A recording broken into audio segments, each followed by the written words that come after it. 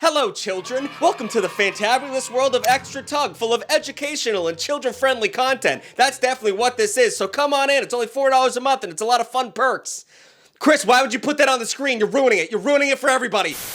In a broad sense, when I say bodily functions, I could be talking about any number of any of the functions your body performs. Like circulation or breathing, processes that are critical to our survival, but we do them without even thinking. But let's be honest, those aren't the processes you were thinking about when you clicked on this video. No, you were thinking of all the gross ways our meat sacks leak, expel, and discharge every day of our lives. And honestly, I don't even blame you for going there, seeing as how we do these things all the time. But here's a unpopular opinion of the time. I think we shouldn't be so proud and normalizing of what we do with our bodies every day. I think we should be a little bit more shameful. I mean, like, have you ever watched a dog take a dump? The shame in their eyes is palpable. You look into those eyes and you see death. We normalize all of these disgusting drippings and droppings, but think about it. How weird is it that every public space you walk into has a room dedicated to accommodating the removal of human waste? It is disgusting, honestly.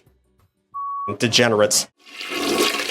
I'd hold off on having any snacks during this video, Tugless, because today we're diving into the terrible world of bodily functions. But don't worry, we're going to ease into the horror a little bit. Let's start above the belt. Way above the belt, let's go to the face real quick. Obviously, the face is critical to life as we know it. It helps us communicate, express ourselves, identify one another, and choose our mates. But it serves another purpose, being one big slip and slide. Why are our faces are so wet all the time? I say this respectfully, but you are being a big old crybaby right now. Every day, you've been a crybaby since you were born. On average, a human produces between 15 to 30 gallons of tears every year. That is 2 full kegs a year. You are supplying an entire frat party with your weird salty business. They flow from a gland above our eyes, and with every single blink, our eyelids spread them like mayonnaise across bread. Did you hate that analogy? I did too. That's a Jimmy Pitts original. Throw him on the screen. Let everyone know how good of a writer he is. These tears are mostly for keeping our eyes lubricated and flushing out irritants, and 2 small holes in the corner of your upper and lower eyelids allow them to drain. What's really interesting is that we, as humans, are the only species that cry actual liquid when we're sad. Why do we do that? It happens when our brain's emotional center is activated and it causes the tear glands to flood our eyes, but these sad tears have a completely different chemical makeup than the ones that are produced when you're like chopping onions or something. In addition to the electrolytes and mucus found in most tears, emotional tears contain hormones produced in response of stress. So you cry, that's why people feel really good after they cry, is because you're literally releasing hormones out of your face to get back to a basic level, which is crazy. You're literally pouring sadness out of your face. The human body is a sad, wicked world. So maybe I should have put a disclaimer at the beginning of this video, and every single one of my videos that I make, but I'm not a scientist, right? I'm wearing this dumbass shirt right now. I was a communications major in college, and I still don't really know what that means. So basically, I'm a clown on the internet, on YouTube, so take everything I say with a grain of salt. And the reason I mention this is because when I was researching why we sweat, I was pretty blown away. I don't know if I'm just stupid, but I really thought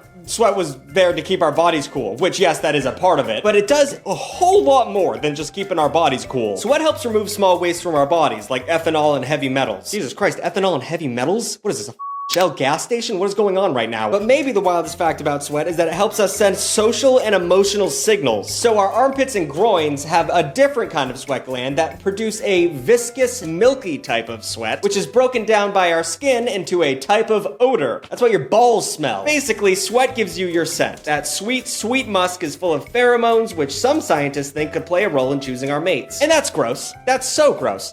There's so much fart out there. That's not the same thing, but like just liking stinky people. Put up the Bowser farting. Don't put that up, because I don't know if my last 2 videos got demonetized. But okay, sweat and tears are pretty easy. And that effectively ends the part of the video where we stay safe. I don't know why I even complained about demonetization. It's gonna happen. Now we're on to spit. I hate spit. You guys know that. You know I don't like snot and spit. I hate it so much. I don't know what's going on with spit in today's world. It used to be gross, and now people are like spitting in each other's mouths and thinking it's hot. I don't like seeing that. When I'm watching an adult film, someone spits on somebody, I'm like, stop that. That she's a young lady with dreams. Honestly, I don't know how much I can go into spit without being demonetized. Chris, go ahead and bleep out spit, please. But there are 3 major salivary glands in our mouths, and 1,000 minor ones. Together, they produce over a liter of saliva every day.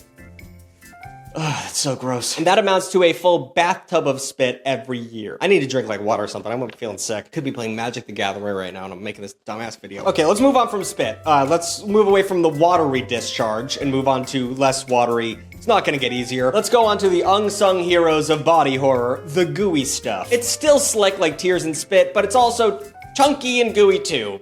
Up first, eye boogers. I can handle those. Those aren't as bad. Eye gunk builds up in your eyes while you sleep, so that's where like the Sandman comes from, and he sprinkles little sand into your eyes, which always as a kid scared the shit out of me. I don't want sand in my eyes, but they're talking about eye boogers. But you get eye boogers because the film on our eyes is usually squeegeed by our tears and eyelids all day, but when we sleep, our lack of blinking allows it to accumulate. Eye boogers are a mix of oil, skin cells, dust, bacteria, and mucus. And their consistency is weirdly kind of different for everybody. You can have really dry, crusty eye boogers or really wet, sloppy ones. I have the dry ones, thank God. And while the mucus found in eye boogers is generally from your tears, if your tear ducts or nasal passage are clogged, mucus can flow back into your eyes. So if you blow your nose hard enough, those eye boogers become actual boogers. Then you turn in one of them lizards that spits blood out of your eyes, except for it's boogers, and that sucks. Since we're already pretty much there, let's talk about actual boogers. Let's do it. Let's just get through this as fast as possible. We make about a quart of mucus every day, most of which we swallow. God, I immediately am out of this, dude. Slimy snot going down my booger mouth. Every elementary school has that one kid who used to snack on them boogers, and we know that we were better than them, but turns out that's not the case. Whether you like it or not, we munch on mucus every day, and I'm seriously trying to get through this as fast as possible. I really can't handle this. And odds are, you pick your nose, too. We all do it when no one's looking. At least one survey conducted in the 90s revealed that 91% of people pick their nose, and I mean, let's be honest. Sometimes you got a sticky one wrapped around the nose hair. You just gotta get it out. You just gotta get it out. However, scientists are split on whether or not eating boogers is good for you, because of course they are. It's their job to question everything, and they never come to a god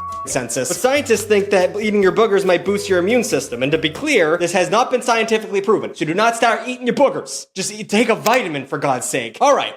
Moving on, earwax. That does not gross me out at all, so we can really get through this. That oily ear honey helps filter out debris, bacteria, and dust, while also keeping your ears lubricated and preventing itching. Our ears are constantly producing earwax, and by chewing and talking, it pushes it outwards into the real world. But earbuds can impede the ear's ability to self-clean and lead to a really big buildup of wax. In the worst case scenarios, the wax can become impacted, and you might feel discomfort or notice some hearing loss. And in those cases, you have to go to a doctor where they literally have to suck out your earwax out of your ear because you're gross and you're not regular and you should feel bad. And sometimes when they do that, they find way more than just wax in your ears. In 2024, a British woman had an entire beetle removed from her ear after it became embedded in her earwax. That's right, Britain claims stake to a story that is pretty close to Jurassic Park, except for it's not Ember and it was a beetle. However, to avoid these kind of scenarios where you get impacted ears, doctors strongly recommend you stop using Q-tips in your ears. Stop doing that. I don't know what the purpose of Q-tips is if you're not doing that though. So, I don't know. I get their business model's a little weird. And if we're being honest here, it feels really good. It feels really good to dig around in there and get some out. But it just builds up and you push it deeper in, and also like the cotton gets stuck in there and it makes it way worse. Just don't do it. If you want to be sure that your ears are going to be pushing out things naturally, you can't be shoving things up there yourself.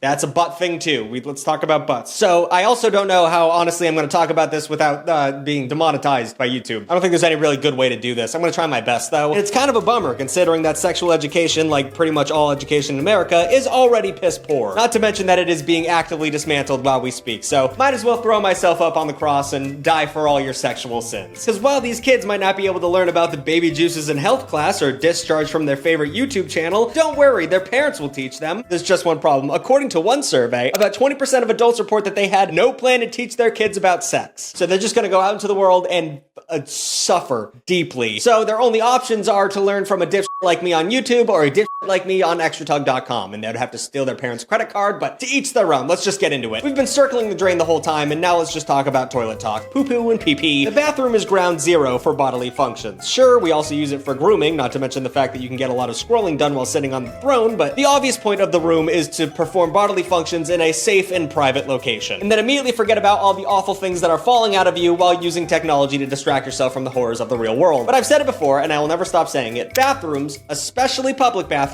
are a weird concept. It's like we all experience collective amnesia about it, or the experience is so traumatic that we suppress it. Either way, it doesn't change the fact that we sit on communal toilet seats, ass to ass, with strangers across this world. Or how about the urinal trough? Do you guys know about that? Do the ladies know about what we go through at sporting events? It's not a toilet, it's not a urinal, it is a literal trough, sometimes with ice at the bottom of it. We stand side by side next to perfect strangers, just peeing on top of all the other pee and hoping it drains. I get that urination is never a refined act, but this seems a little too much. Like, it's really like, you know, you piggies go stand next to each other and release yourselves. It's up. On average, humans pee about 3,000 times a year. That's an insane number of times to literally do anything. But by the time the year is over, we have pissed literally 115 gallons of piss. And also, I just need to clarify this. The jellyfish thing feels like a good time to talk about that. It's like in that episode of Friends where Monica gets stung by a jellyfish and Chandler ends up peeing on her leg. This is supposed to help relieve pain and stop the poison? I don't know what people thought about this. But it turns out that even though this technique has been passed down through generations, it's wrong. Peeing on a jellyfish sting just makes it hurt more. And also makes you smell like pee. So,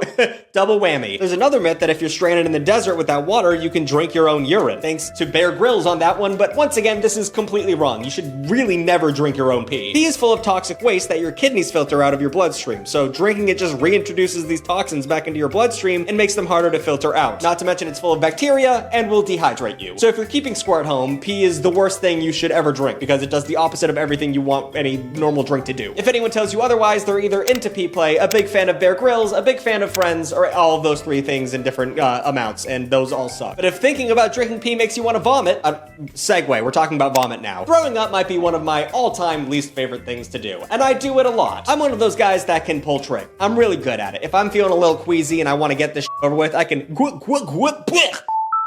I'm pretty good at that, but I still hate it. It's a terrible feeling. But as much as I hate throwing up, there are tons of fun terms for it, and I just want to talk about those real quick. So I'm going to run down a list of, a power ranking, if you will, of the best terms for puking. Number 5, we have tossing the cookies. Tossing cookies, that's hilarious, and I love it. I have to imagine this came from someone actually vomiting up cookies, and everyone thought that was such a ridiculous thing that they made it into a colloquialism, but I with it. Number 4, chunder. I just found this one out. That's a term overseas for vomit, and I think that's terrific. 3, barf. Barf is classic. It's one of those words that perfectly describes what it is. That is barf. Upchuck. That one's a little bit of a older one. Like, oh, Tommy, you gonna go upchuck in the river? But like, it's fun. I have fun with that one. And number 1 by far is Ralph. Ralph. That's just, sorry for all the Raphaels out there, but that is a perfect name for what it is. All right, moving on. I think we all saw this one coming. I guess I don't have any facts about vomit, by the way. I just wanted to talk about the funny words for him. Anyway, let's talk about poop now. I'm gonna end this video by talking about farting and pooping, because we have fun here on this channel. However, I'm not gonna bore you with the nasty details. Details like people fart between 5,000 and 8,000 times a year, or the average person produces 103 pounds of poop annually. We're not talking about that today. No, I think something way more important to discuss is, why is farting funny? Why do we get a good giggle out of a good fart? And why, on the other hand, is